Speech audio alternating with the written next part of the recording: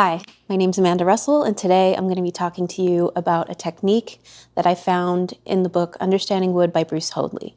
And this is a technique that allows you to anticipate the tension inside of a board.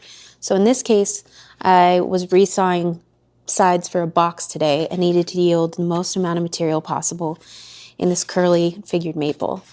So let me show you how to do this. Cut a thin piece off the end of the board you plan to resaw.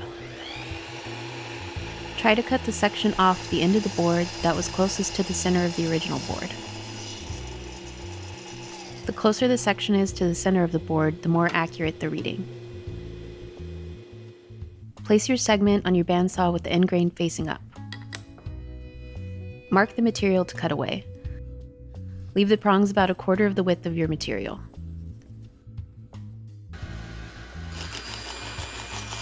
Bandsaw away the waste, leaving 2 forks. In this case, the 2 forks left behind indicate the board will stay flat. Any amount of flex shown in the forks would indicate internal stress. Resaw the board as usual. I can already tell there isn't much tension or stress on the board as I resaw. It is important to note that this test does not indicate stress over the length of the board, only the width.